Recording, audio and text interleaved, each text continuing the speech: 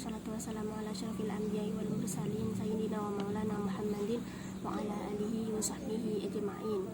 Pertama-tama marilah kita panjatkan puji syukur kehadirat Allah Subhanahu wa taala yang telah memberi nikmat serta hidayah kepada kita sekalian sehingga saya masih diberi kesehatan untuk menyelesaikan tugas mata kuliah filsafat pendidikan Islam. Kedua kalinya sholawat serta salam semoga tercurahkan kepada junjungan kita Nabi Agung Muhammad Shallallahu Alaihi Wasallam, karena beliaulah yang telah menuntun kita dari zaman jahiliyah menuju zaman yang terang benderang, yakni agama Islam dan iman.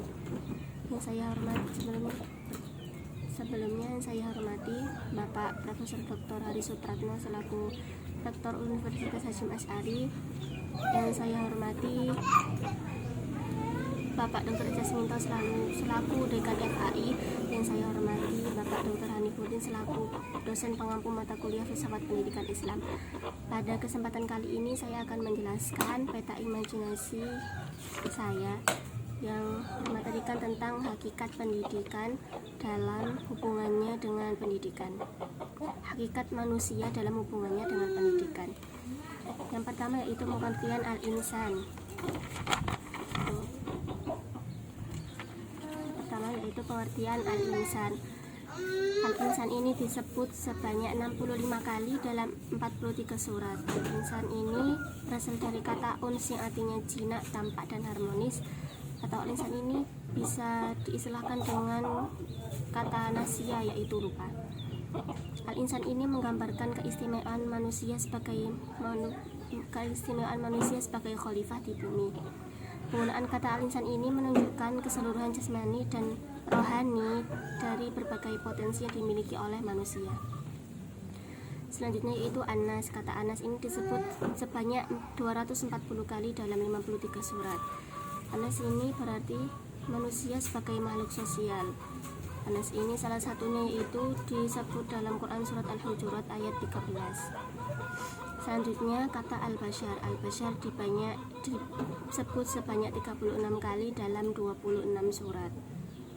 Al-bashar ini Al-bashar dalam Al-Quran ini merujuk secara umum dan khusus. Secara khusus ini merujuk pada tubuh dan lahiriah manusia, sedangkan secara umum ini tidak ada perbedaan secara fisik manusia satu dengan manusia yang lain. Al-bashar secara lugha yaitu lapisan kulit manusia. Nah, al-bashar secara biologi ini yaitu ketergantungan yang sama terhadap alam. Jadi manusia ini mempunyai ketergantungan yang sama terhadap alam. Contohnya saja makanan.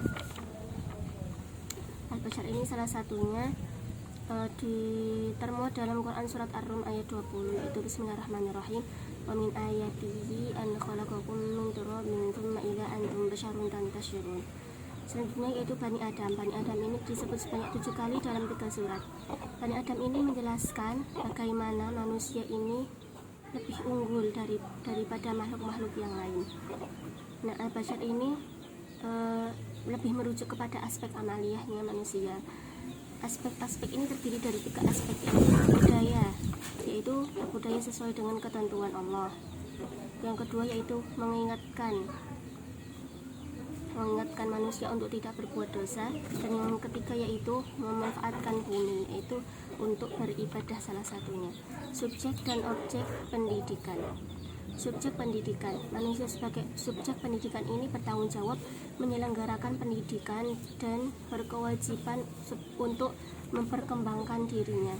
Selanjutnya itu manusia sebagai objek, yaitu manusia sebagai makhluk monopluralis, monodualistik, yaitu individu dan sosial, dan integralistik.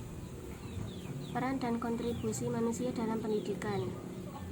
Yang pertama yaitu makhluk mulia. Jadi Islam ini memandang manusia itu mulia secara fitrah, akal, jasad, dan rohnya. Ini saling melengkapi. Selanjutnya itu pemberi anugerah akal. Jadi manusia ini, akal ini merupakan pemberian yang spesial dari Allah untuk manusia. Hal ini membedakan antara manusia dengan makhluk yang lain. Tujuannya diciptakannya akal yaitu untuk berpikir, merenung, dan mengambil keputusan. Selanjutnya yaitu potensi untuk berkembang. Potensi untuk berkembang ini ada 3. Jadi fisik, mental, dan spiritual. Jadi 3 potensi ini yang bisa dikembangkan oleh manusia.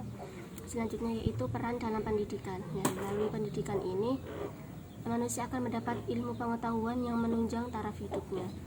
Selain itu, yaitu yang terakhir, manusia adalah khalifah di bumi. Sekian yang dapat saya sampaikan, kurang lebihnya mohon maaf. Wassalamualaikum warahmatullahi wabarakatuh.